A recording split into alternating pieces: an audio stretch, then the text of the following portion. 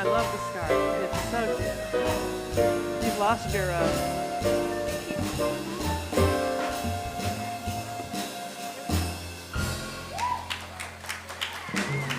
you go. Perfect. Thank you. Good morning, everyone. Welcome to Church on Hat Sunday. We're so grateful that you're here. Those of you at home, too, put your hats on. We love it. We're going to start our service right now by singing our opening chant, One with the One. All right.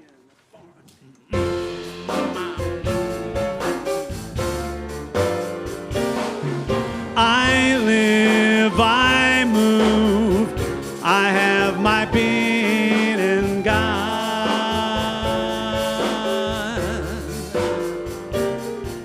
I am, God is, I am one with the one.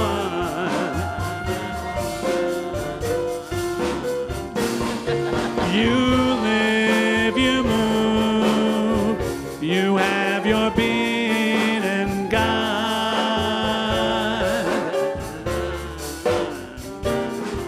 You are, God is, you are one with the one.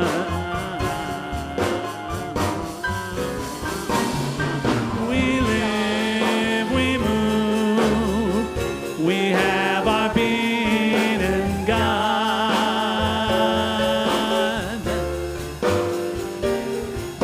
We are, God is, we are one with the one.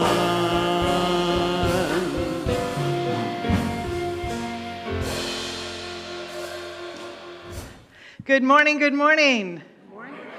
It is so good to be here. I am Dr. Sydney, and I want you to know that this place, the North Hollywood Church of Religious Science, is part of the Centers for Spiritual Living, and we are a welcoming, inclusive, embracing center, and we are glad that you have chosen to spend some time with us. Now, if you're looking around and wondering what's going on here, it is Hats, Hats, and More Hats Sunday, and it is honoring our beloved Diane Satterley, who always wore hats. And so we thought this was a wonderful way to honor her memory. She passed away a week and a half ago, very suddenly. She's a practitioner, a wonderful, fierce, awesome, funny, just a great broad, if I can say that. If I say it, it's okay, because I like to think that I'm a great broad. Okay, so Ernest Holmes wrote, behind all is a unity, through all is a diversity, saturating all is a divinity. That is what we know, that is what we do, that is who we are, that is what we teach.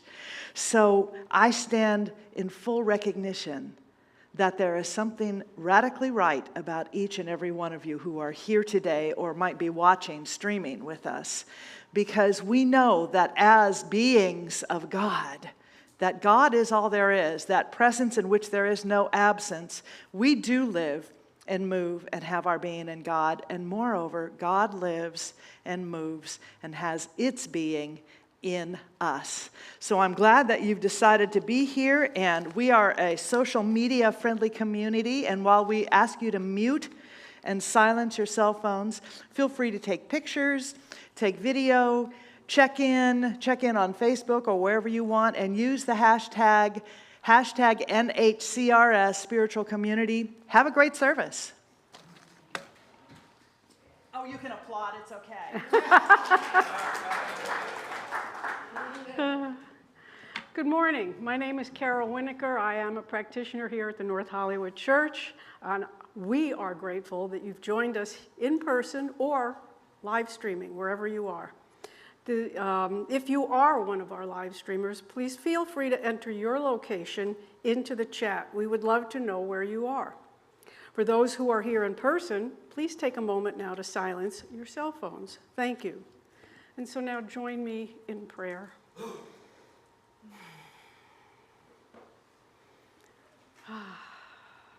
Take that breath that reminds me that what I'm breathing is God.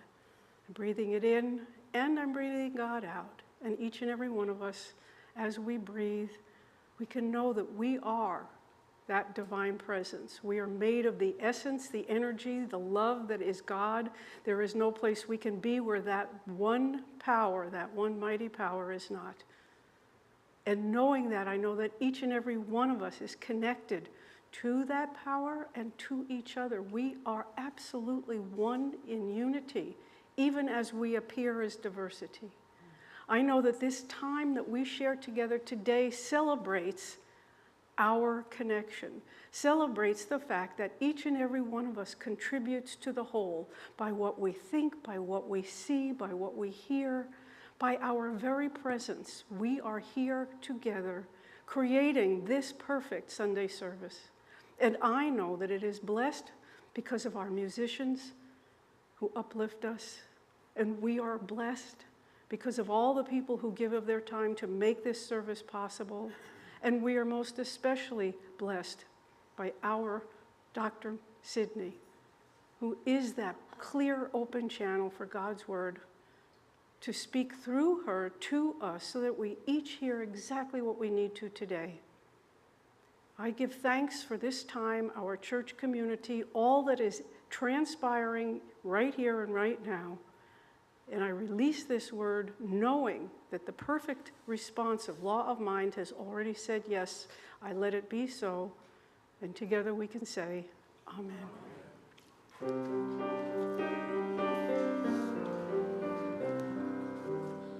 I am part of the great might of God, and God is all that I am.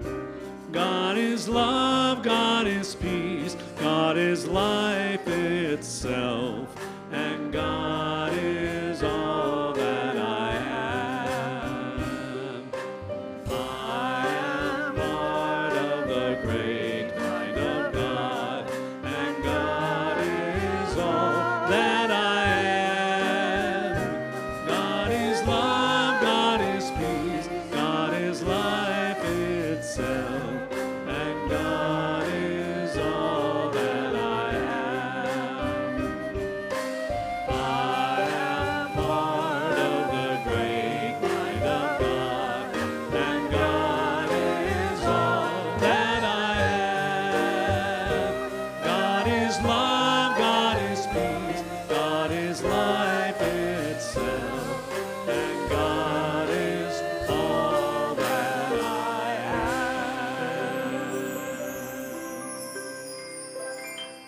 So please rise and join me in saying the Lord's Prayer. Our Father, who art in heaven, hallowed be thy name.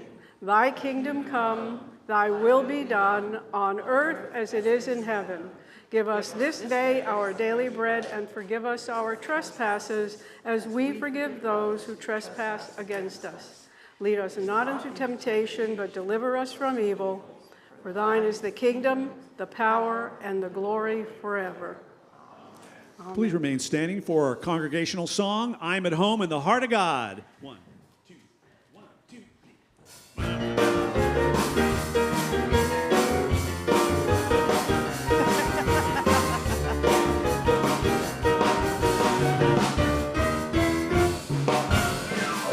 I am at home in the heart of God. A greater good is what I accept. Yes, I'm at home in the heart of God. No, I'm not. Yeah. And all my needs are divinely met. The power of God is within me. First I believe and then I see. I'm filled with love and prosperity. I live the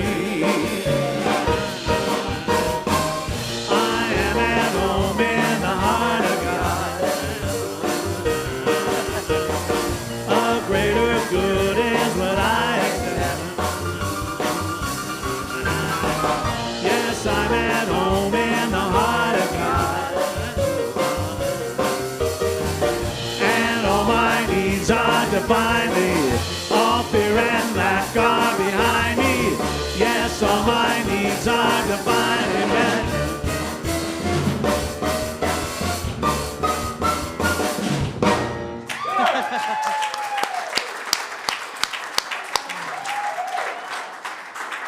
So while you're still standing, why don't you take a moment to greet each other? You can wander around, give people a hug, a handshake, fist bump, or high five.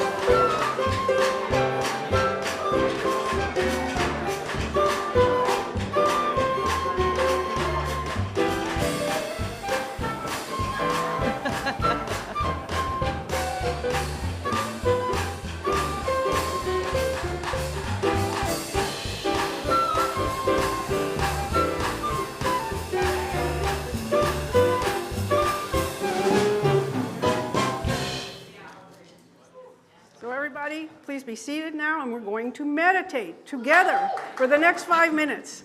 I invite you to close your eyes and silently repeat the mantra, God's the love that I am. If your mind wanders, if you notice your mind is wanders, that's good, means you're already back. Just bring it back silently to repeating, God's the love that I am. And I will bring us out of meditation in 5 minutes.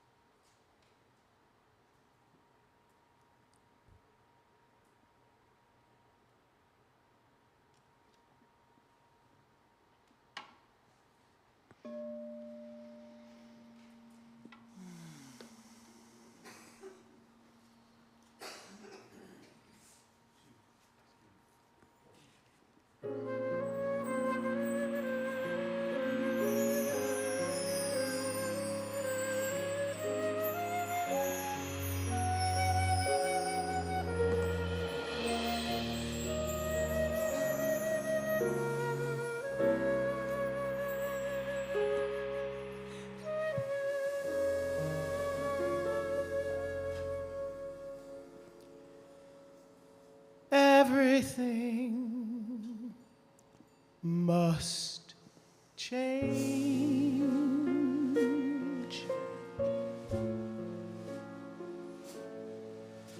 Nothing stays the same. Everyone will change. No one goes unchanged. The young become the old.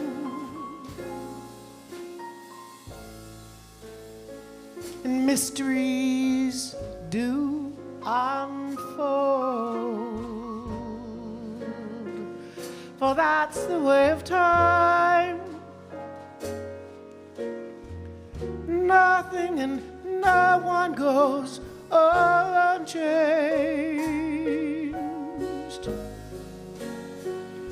There are not many things in life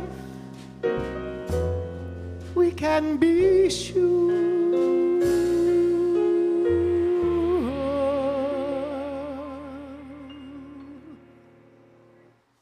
except rain comes from the clouds and sun lights up the sky, and hummingbirds do fly.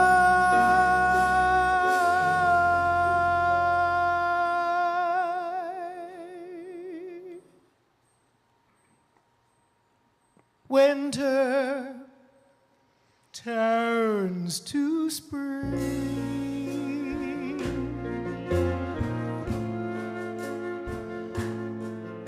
A wounded heart will heal, but never much too soon. No, nothing and no one goes unchanged.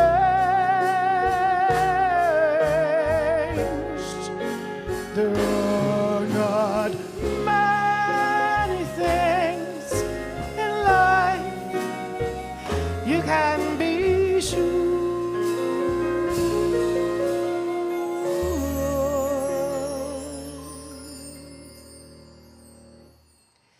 except rain comes from the clouds, sun lights up the sky, and hummingbirds do fly. Rain comes from the clouds, sun lights up the sky, hummingbirds can fly. Rain comes from the clouds, and sun lights up the sky, and music makes me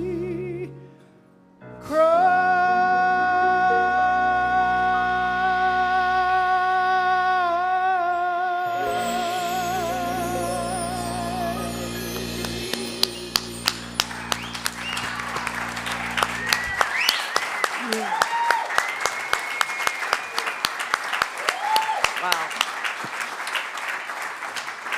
Whew. Thank you, thank you, thank you. And doesn't she have the best hat ever?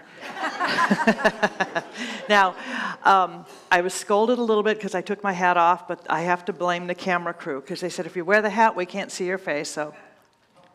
Throwing you under the bus. No, actually, that was my choice because I'm vain and I don't like hat hair. I'll put it on again later. All right, last week we talked about resting in God, becoming present to those ideas and the possibilities, the divine truth that lies within. Because if we don't rest and allow it, the space to come through in us, as us, and to listen to those nuances, those little whispers, the divine voice, that quiet voice, then we miss the wisdom, we miss the inspiration, we miss the divinity. Next week, we will be talking about recognizing, but reminding in abundance, knowing source. I know you're going to want to be here for that. But today, we are talking about renewing in grace. Renewing in grace. So, I have to start off with a story. So let's see, we have renewing in grace. When I was a little girl, my family always used to take a vacation. We would rent a cabin up in Lake Arrowhead, and I was probably about 4 years old, and we always called it the duck cabin. Now, there were no ducks at the cabin. However, my 4-year-old brain, because it was on 2 levels, you entered on the main level, and that was like living room and kitchen and everything. And it was this very rustic place. And then you had to go downstairs for the bedrooms and the playroom and all of that. And it was a low ceiling. And so there was a sign there which read, duck, low ceiling. So forever after, 4-year-old Sydney thought this was the duck cabin. And the whole family took on this narrative. And even decades after, we would reminisce and say, man, we had the best time at the duck cabin. Or if we knew we were going to take a vacation, we'd say, Dad, can we rent the duck cabin? Can we go to the duck cabin? There were no ducks. But it's really interesting how we can create, just from a conclusion, we can look at something and create a conclusion and decide that that's the story, that's the narrative. And isn't it fascinating how other people will dive into that same thing and participate and use that as their narrative as well? The idea of surrendering that narrative allows us to create a space for grace. It allows us to create a sacred opening, availability for a higher idea and a greater understanding of who we are as these incredible creations of God in what one of my friends calls our meat suits. So Ernest Holmes, who founded this teaching, wrote, "Grace is the givingness of spirit to its creation and is not a special law, but a specialized one." In other words, grace is, but we need to recognize it. It is not something God imposed upon us, but it is the logical result of the correct acceptance of life and of a correct relationship to the Spirit. Next, boy, you're good. You already got it. Grace is the logical result. Now hear this. Grace is the logical result of the correct acceptance of life and of a correct relationship to Spirit. Brené Brown also wrote that grace means that all of your mistakes now serve a purpose instead of serving shame. So this idea of grace has a lot of different connotations depending on the spiritual path that you're walking, the spiritual journey, or the wisdom teaching that you've been pursuing. And what I love about this place is we bring in the wisdom of all of these other wonderful teachings. In fact, that's what Ernest Holmes always taught, was he gathered together the best of philosophy, of religion, of spirituality through the ages, and brought it together and wove it into a tapestry so that we could find a way to apply it, not just observe it, but to find a path of practical spirituality. And so that's what we're looking at. Now, one of the phrases that we hear a lot is to be transformed by the renewing of your mind. Be ye transformed by the renewing of your mind. So this idea of renewing in grace is really interesting, because this phrase, be ye transformed by the renewing of your mind, means, it doesn't mean that we are magically and instantly changed, but that we wake up to the truth, that capital T truth of who and what we are as being surrounded, filled, immersed, saturated by the power and the presence of God as each and every one of us. And we wake up by degrees. We wake up by layers. We wake up little by little by little. It's not that, we will have epiphanies. I absolutely guarantee there will be epiphanies. But those are not the benchmarks. Those are the things that lead us forward. Those are the lights that we see. We go, oh, that's an aha. I'm going to go toward that. That makes sense to me. But in our awakening, as we do this little by little, we reveal, and again, layer by layer, belief by belief, and story by story, all of the stuff we thought we were, all the stuff we have believed about how life is, what we were told, what we inherited. So the verse doesn't say, be ye transformed by the re-limiting or the reinforcing of the negatives and the superstitions you inherited from your family. That's not transformation. Now, you are absolutely welcome to stay in that place and to hold on to them. But I'm going to say that the experience won't be one of transformation.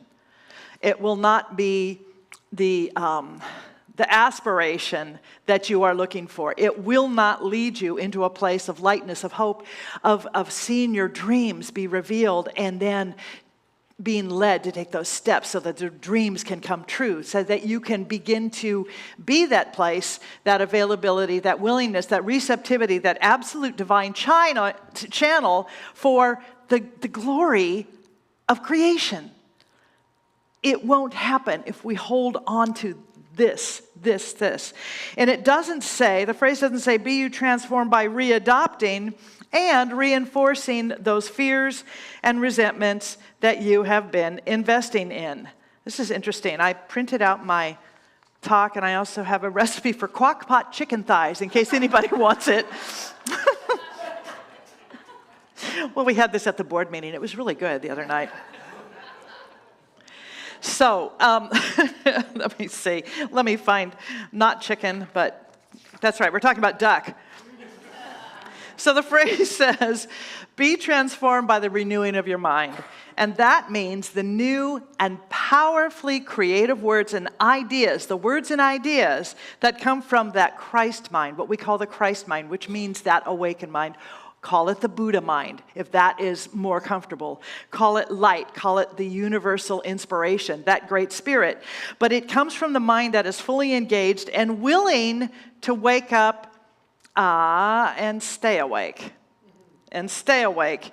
We want to stay awake, receptive, and available to that, believe it or not, the same infinite wisdom that created and sustains this whole universe. That same wisdom, that same power and presence that keeps planets in their orbits is that same thing that is in you. It is the same truth of who you are. It is that thing which flows through you as your body, in your body, as your mind, in your mind, all of it. You are not anything separate. We hear this idea of made in the image and likeness of God, and it means that we are not just reminiscent of God. It's not like, oh, you remind me of, oh, you kind of resemble God. That's not what it is at all. This is made in the image and likeness, made in that image, which means that everything that is true about God is true about you and me. How about that? That's not garbage. That's not a mess. That means we are the divine. So when we continue in that same vein of availability and possibility, then we get to take in these words, behold, I make all things new. I make all things new. And that I, because it was that idea of Jesus, the teacher, who said this, and by the way, the example, not the exception, but it's not about Jesus, the man, who does that. For that matter, it's not Buddha, the man. It is that wisdom, the divine I that is within us, the divine I am, the voice, that still small voice, that identity. It's the knowledge and awareness of the infinite love and the life that indwells us, that this is what makes all things new. And we must reveal it, we must awaken to it, and it takes discipline, it takes practice. It takes practice, it takes practice, it takes practice. What does it take? Oh, you're not convinced yet. Okay, well, we'll keep going then. It's what makes all things new. It is what grace is.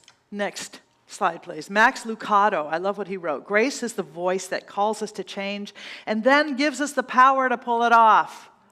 So it is the voice of inspiration. It is the voice of what's possible. It is the voice of you are more than this. It is the call of something more. That is the grace. That is grace. And it contains within it everything that we need. It contains within it everything that we need. Just like the egg where the duck came from had everything necessary, had all of the nutrition. It was a safe, beautiful, perfect womb. And then the duck grows in that and comes out of it and is able to move and fly about this world. So I guess we're ducks. We must be ducks. Anyway, so our teaching is based on a law. It's a spiritual law of cause and effect, also known as karma. And that idea is inner cause, idea of what we're thinking, and the outer effect of what our thoughts are, which become causative. They are causing what happens out there. And it's stated this way, as you believe, so is it done unto you. Now, the anchor for this law of cause and effect, again, karma, is that we know, and we know that we are individualized creations. We are chips off the old block, as Emmett Fox used to say. We are each unique expressions of God. So, as I said, made in the image and likeness means that it's so much more than, gosh, you bear a faint resemblance to something divine. It's so much more than that. It means that the pattern and the blueprint within each of us, that is us, is not haphazard, it's not random. The pattern, the spiritual blueprint, that is that thing which created us, which is within us, is the same harmony and wisdom, that same harmony and wisdom that grows grass, that grows flowers, that creates the scent of the roses in our garden. It is that same beauty and what we call miraculous, but God calls ordinary. So when we consciously decide that we're going to renew in grace, we do choose to let dissolve the stories of our past in order to create a knowing for this moment. And that's what spiritual practice does. It brings us into over and over and over, because if it's a practice, it brings us into a place of reminding ourselves to stay in this moment, to be present to the gifts of this moment, the inspiration. Because as we ruminate about the past, there isn't inspiration there. As we project into the future, there might be aspiration there, but there is no real, true information there. What we look for is right here in this present moment. Renewing grace means that we command the divine wisdom within to be revealed, and it lifts us up. It really does lift us up into a greater expression of wholeness and joy if we are willing to be lifted up, if we are willing to listen, if we are willing to understand and to know and to believe. You know, there's this idea of when I was a child, I thought as a child, I spoke as a child. Well, it's time to recognize that we're not children. We're big now. We're big now. And it's also time to stop adulterating the truth of who we are as divine creations of spirit with our childhood stories and beliefs and limitations, our fears, perhaps our inherited predictions, expectations, perceptions. Those ideas that we got from our parents or from our friends or from our teachers, many of them came from so many different places, from just being out in the world. They are no longer that critical, vital, vivifying piece of inspiration of life that is here to make life happy and good and joyful and grace-filled.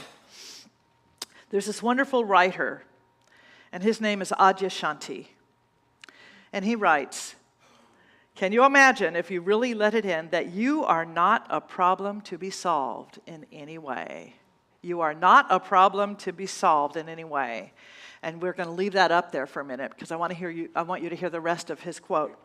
Imagine you knew that anything that would tell you otherwise is just a movement of thought in the mind that says, whatever isn't the way it's supposed to be.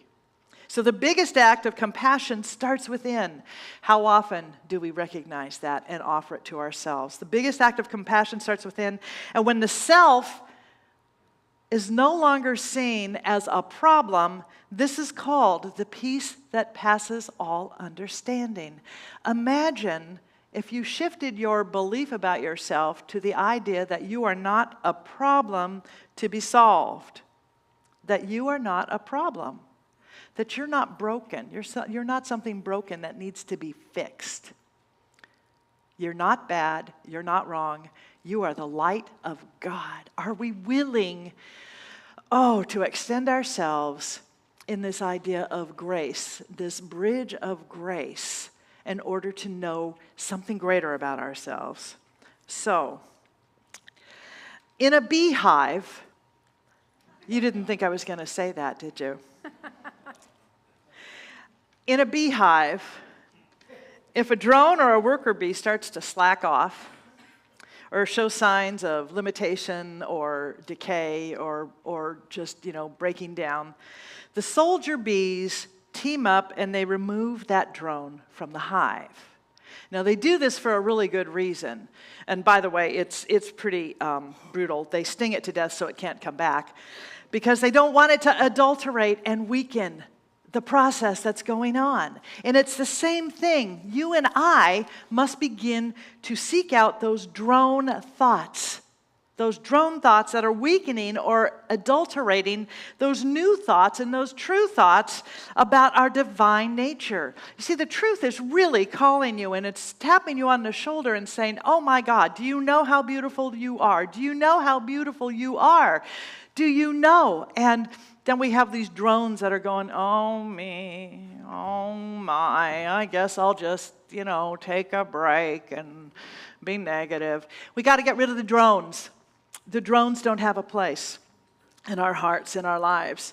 When we come into this teaching, we get really excited and we start telling ourselves new stories and bright ideas about the possibilities and our divine identities and what we could do and who we are. But if we are still nurturing those old stories, the old beliefs, the old ideas of limitation and fear, then those new ideas that we really, really, really want to be that which defines and inspires our lives, they don't have room because they're being undermined by the drone beliefs, those old beliefs. They're not aligned with the grace that is calling to us. So how do we eliminate the drone narratives? How do we eliminate them and begin to identify? We drill down with learning. We do more than just say, okay, well, I'm going to practice my affirmations. I'm going to do it 3 minutes in the morning, 3 minutes in the evening, and hope that it all goes really well, because now I'm doing affirmations, so I have arrived. No, it's that we really know that these spiritual laws and these principles want to be used. They're here for us to embrace and to use and to apply. And we have to grow an awareness, a deep consciousness around that. And that comes from study. It comes from classes. It comes from education. It comes from prayer.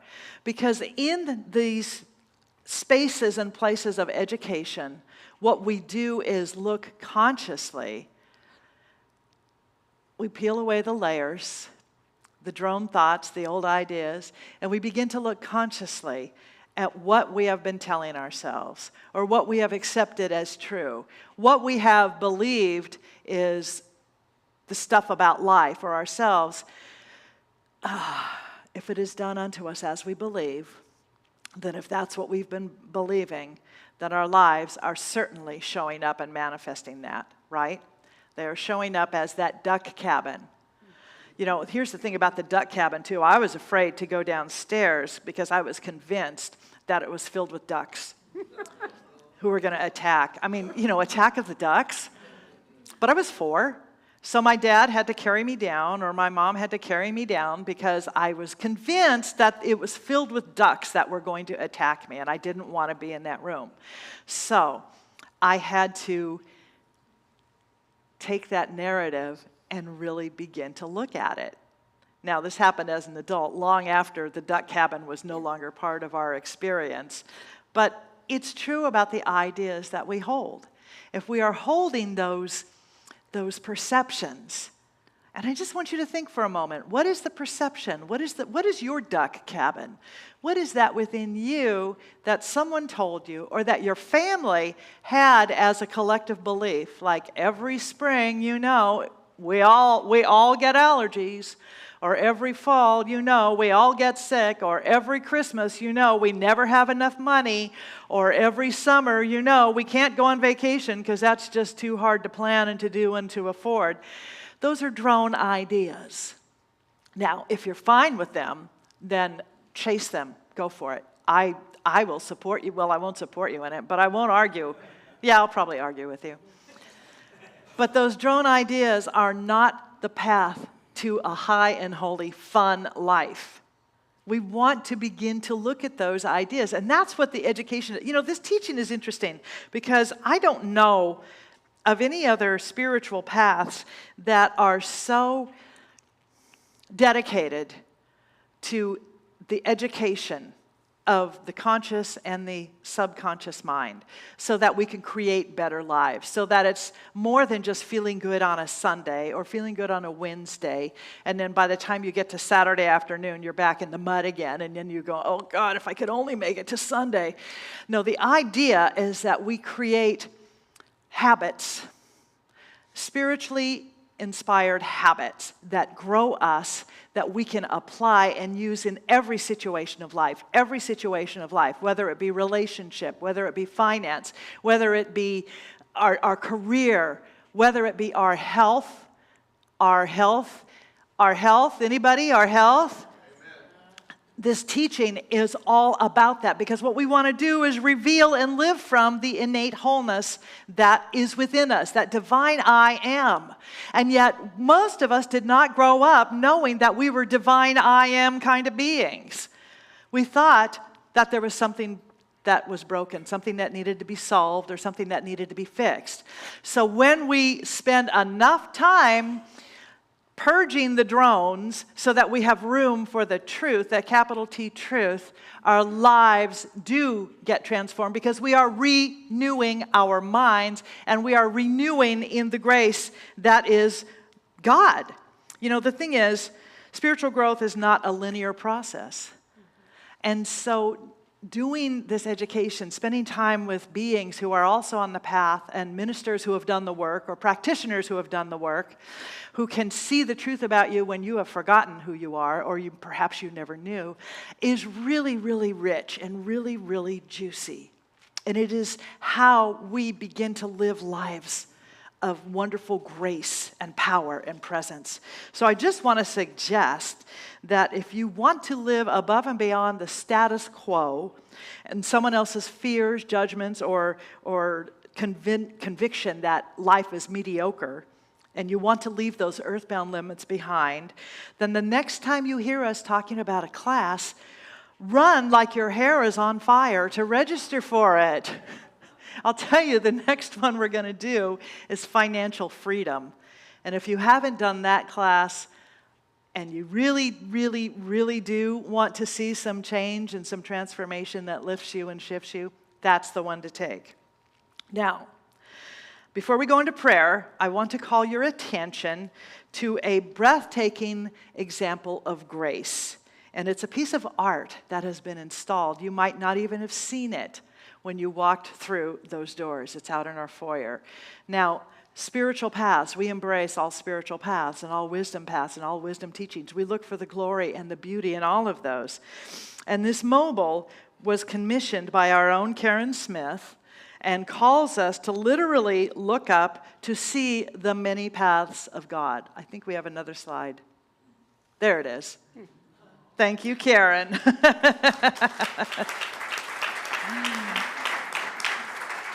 So this was created by Cheryl, I hope I say it right, Gutemuller, who coincidentally is married to our own Tony Campadonico.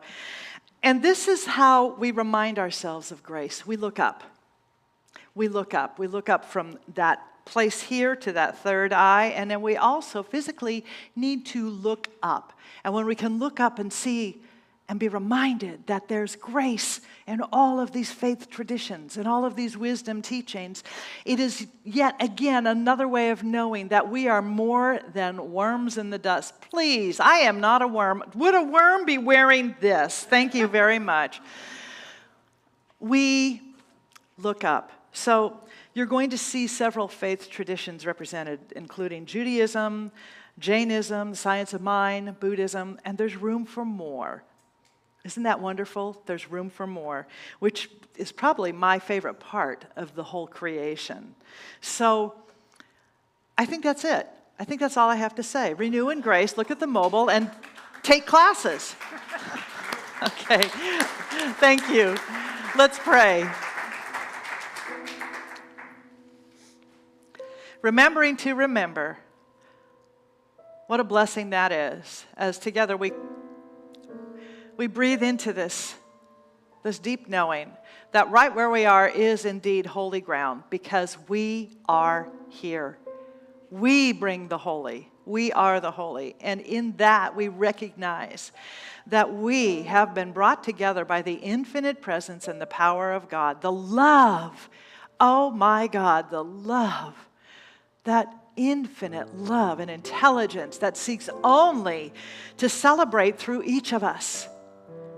And how wonderful to know that we are connected both with God and with each other, and that we get to do this dance, we get to have this celebration, we get to apply these principles, and we get to move as awakened beings onto and into this world which so is calling for awakening and is calling for us to be part of that awakening presence.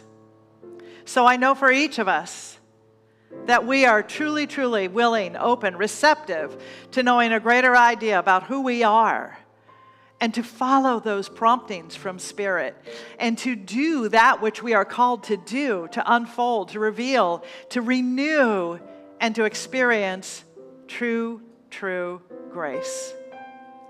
I bless this entire church, because I know that as we are here together, we are a blessing to each other, we are a blessing in the world, and I know, and I bless all churches, all paths to God, all wisdom teachings, every place where anybody gathers in order to recognize light and possibility. So we bless churches, ashrams, mosques, temples, synagogues, cathedrals, wherever people gather to know a greater light.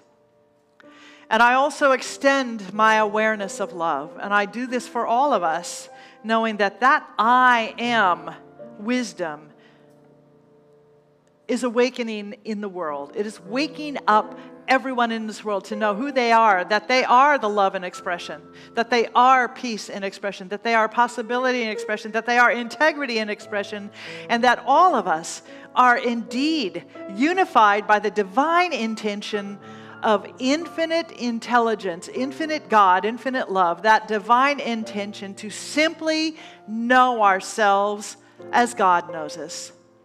Limitless, free, beautiful, beloved.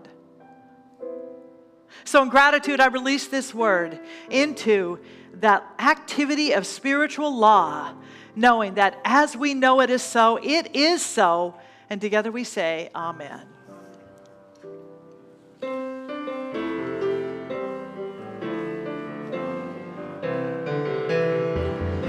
I am so blessed. I am so blessed. I am so grateful for all that I have. I am so blessed. I am so blessed. I am so grateful. I am so blessed. So now is the time that we invite you to share your gifts, your tithes, your love offerings, so that we might be able to extend that knowing of supply of greater good, of possibility to other people beyond these walls. And we love that we can be a part of spiritual process and spiritual practice. And so I invite you to take that tithe, to hold it in your hand, hold it to your heart, and to say with me, from the love of pure spirit within me, I bless this gift. I send it forth to heal and bless and prosper. It is evidence of my faith and belief. It does good work in the world and returns to me multiplied abundantly. And so it is. Thank you very much. I am so blessed. I am so blessed. I am so grateful.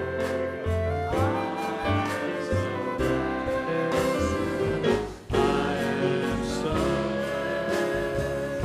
I am so blessed. I am so grateful for all that I am. So blessed, I am so blessed, I am so grateful, I am so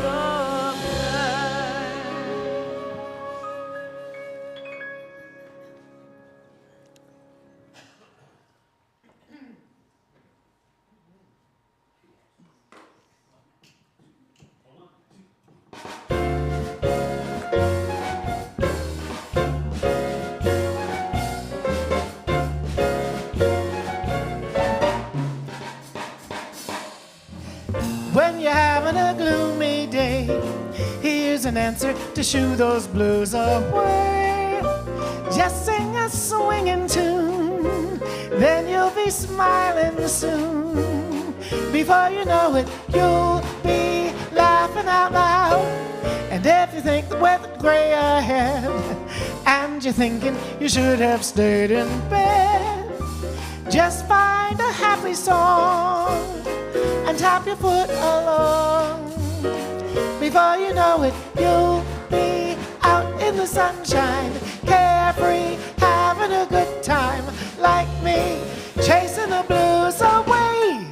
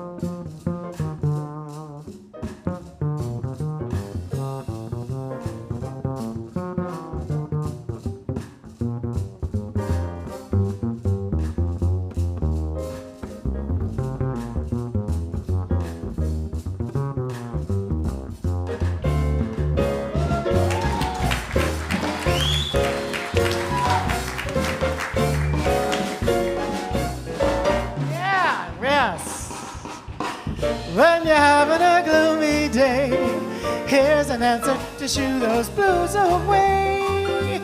Just sing a swinging tune, then you'll be smiling soon.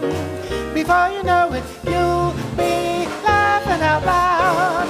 And if the weather looks gray ahead, and you're thinking I should have stayed in bed, just find a happy song and tap your foot along. Before you know it, you'll be out in the sunshine, carefree, having a good time, like me, chasing the blues away.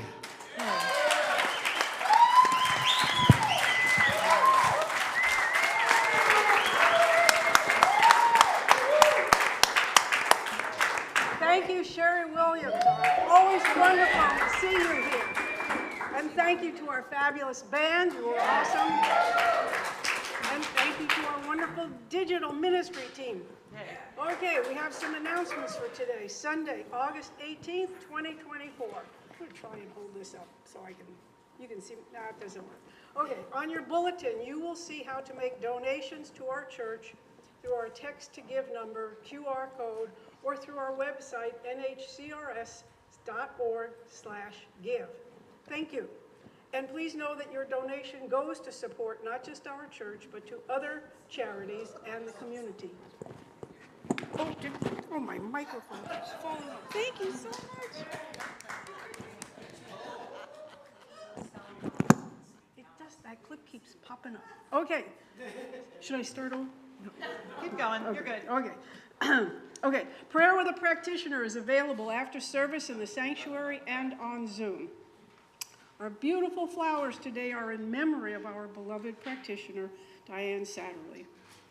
Every Sunday at 9:45 a.m., our junior church is open. If you have babies, kids, or teens, we have a place for all of them.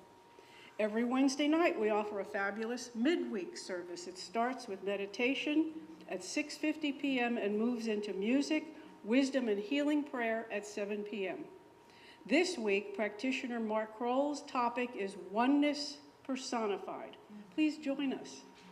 Our loving outreach ministry will be feeding the homeless and others today at 12:45 p.m. at Alexandria Park. Maps are available on the patio. Volunteers and donations are always welcome and appreciated. Grief support meets in person today with practitioner Mary Highland at 1 p.m. in the Ernest Holmes room, and all are welcome.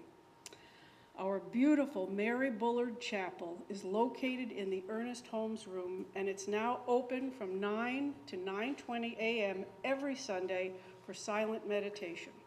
You are invited into this sacred space to meditate with others and to practice the presence of God. We have a Zoom virtual patio before and after Sunday and Wednesday services. A Zoom meditation meets every morning, Monday through Saturday from 7:55 to 8:15 a.m. And you can visit our website, nhcrs.org, for Zoom links, information, and to sign up for weekly e-blasts and monthly newsletters. And I'm done. Okay, all right. Well, I believe at some point we're going to have, see, now I'm losing mine too. This is what happens. Talk amongst yourselves. Wait, where did it go? There it is. All right, there it is. All right. Practitioners, would you come forward?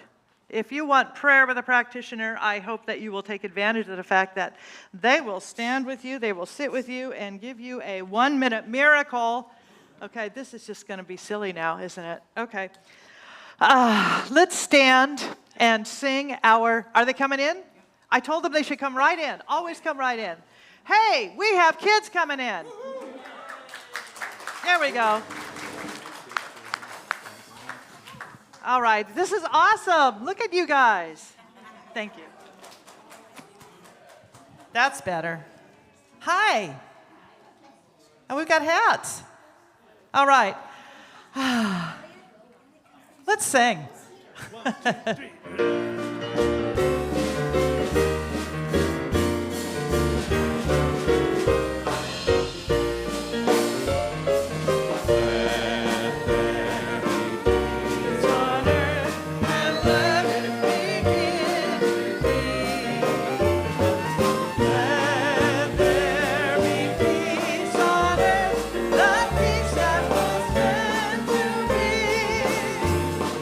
God as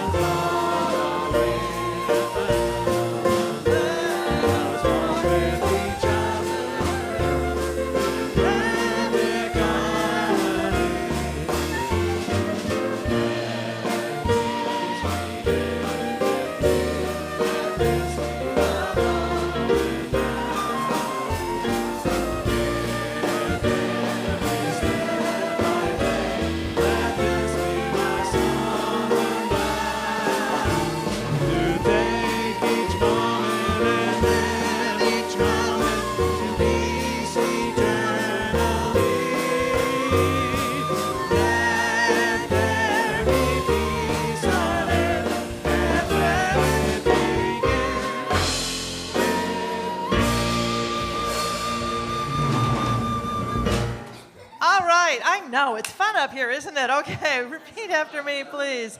I am at home in the heart of God. My life is anchored in truth.